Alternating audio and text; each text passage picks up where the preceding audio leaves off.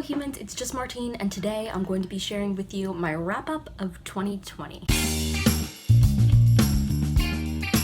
First of all, excuse any sounds you might hear in the background. My house's walls and floors are very thin, my family's upstairs, etc. You might hear them talking, my dog barking. I'm so sorry. So there are a couple different statistics and places where I had my goals that I want to walk you through this year. But the first thing I want to say is that every year I have a word or very short phrase that I try to have as that year's like word or phrase, and we'll be talking about my word and or phrase for next year in my next video. So hit the like button if you were excited about that. But my phrase for this year, it was my first time ever doing a phrase, and it was seek discomfort. Do I think I did this year? Do I think I strived for seeking discomfort? Yes, I think I did. I did many things that made me uncomfortable. I started this channel. I did several challenges on this channel that pushed me really hard. My 40-hour school week video. I did Vlogmas this year. If you want to catch up on those videos, there's a playlist. I tried an experiment where I tried to talk to others more in a week and talk to a bunch of new people. I got a Twitter for the first time. That was weird. And obviously COVID made it really easy to seek discomfort in an academic sense, because no matter how hard I was pushing myself, there was also the added benefit of having online classes. So 2020 was an uncomfortable year in some good ways though. I was glad that I tried to go outside of my comfort zone, and I think that worked out well for me. The first place I want to look is in my brain dump journal. I finished filling out this journal only a couple weeks ago.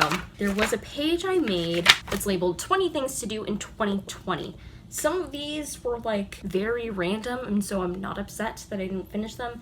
Some of them I had to cross out because of COVID. For example, number 2 says have a legitimate summer job, and I had one lined up, but it was at a summer camp, and then COVID happened, so then I was like, this is not feasible any longer, so it got crossed out. Also, one referred to like doing a certain amount of something on a specific app, but I didn't end up liking that app, so I deleted it. Those are the only 2 I crossed off without doing. There's one of these that I haven't crossed out yet that I definitely did.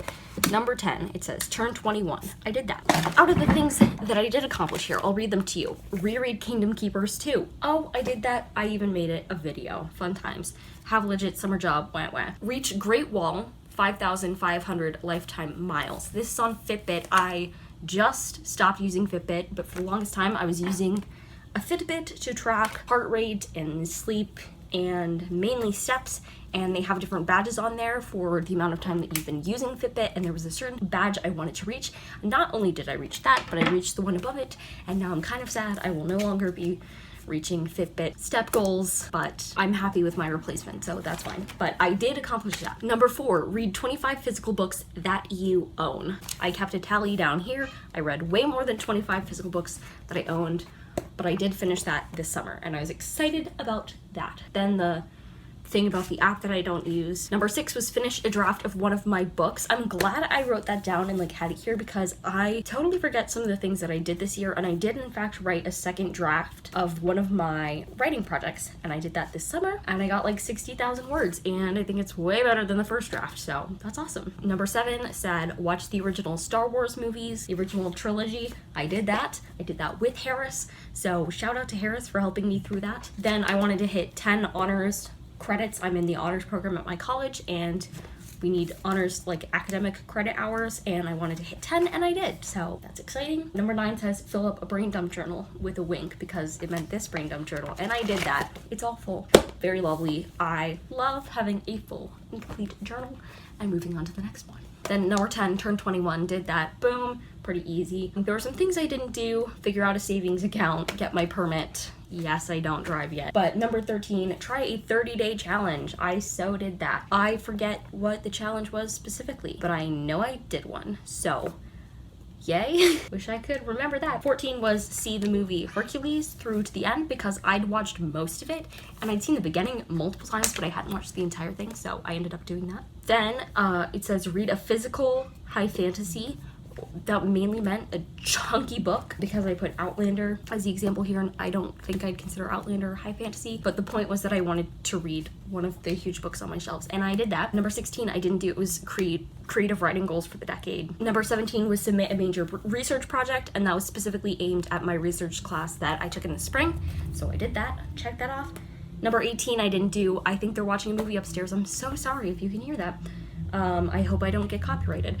Was watch 5 documentaries. I watched 1. There's something, and then I did not fully learn Excel and use it to track my life or money, but I did get 100% on a test and earn it. I would never cheat, but sometimes I just feel like tests are really easy, and so I wanted to really feel like I'd put in the time and effort for it, and I did that, so yay. Now I'm going to move on to reading. More specifically, we're going to look at my Goodreads year of books and like my reading stats and stuff. Of course, it's only December 26th, so I don't know if I'm going to finish any other books. At this time, I read 169 books this year, for a total of 57,387 pages, making it my best reading year by over 5,000 pages. I'm quite pleased. The oldest book that I read this year was The Legend of Sleepy Hollow, or so it says here, because it was published in 1820. My lowest reading month this year was tied for January and October. Both of those times I read 8 books. And my highest was in July when I read 28 books, although this month, creeping up on it, I've read 21 books in December, so that's great. And then pages over time, my lowest page count for a month was in January, and that was 2,392 pages. So October did win by page count, but not by book count. And July was once again my highest number of pages with 9,338 pages read. And in December, I'm currently sitting at 7,056 pages. So very, very impressive. And my Goodreads goal for the year was 52. So I definitely made that. I've had the year where I set it at 100 and felt the pressure the whole time to do it, and I was like, this isn't fun. So I just set it to 52, and now I'm at 325% of my goal, which is where I love to be, honestly. So we're good. We are going to look at my year in books. Can I find it? Yes. See, your 2020 year in books. My shortest book was 29 pages long, and it was Is There a Santa Claus? It was for my video where I read 5 Christmas classics from Project Gutenberg. And then my longest book was Voyager by Diana Gabaldon, or Gabaldon, or however you say it, which is book 3 in the Outlander series, and that was 1,072 pages. But next year we're gonna beat that, because the next Outlander book on my list is 1,400 pages long. My average book in 2020, 339 pages, which is right about where I like it. The most popular book that I read was the French version of Harry Potter. Yes, one of the books I read this year was the French version of Harry Potter. I listened to the audiobook. It was very good practice for me. And then the least popular, only 6 people have shelved it. It's 12th Grade Hopes and Fears by Bruce Ingram, which I read an arc of through NetGalley. My average rating for 2020 was a 3.8.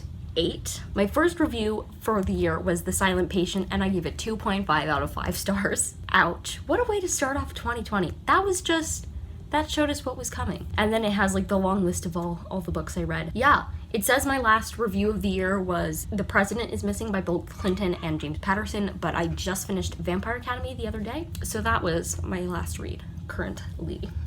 I honestly think I'm going to keep it that way. Now I'm just quickly going to name all the books that I happened to read in December. So let's get to it. There are quite a few. We're scrolling down. We're yelling timber. Let's go. I'm just gonna read through the list. Blood and Honey, Virgins, which is a prequel to Outlander. The Abbot's Ghost, A Christmas Story. The Story of the Other Wise Man. Drums of Autumn, which is book 4 in Outlander. The Unexpected Inlander, which was an arc from NetGalley. Harness the Power of the Invincible Mind, which was also an arc from NetGalley.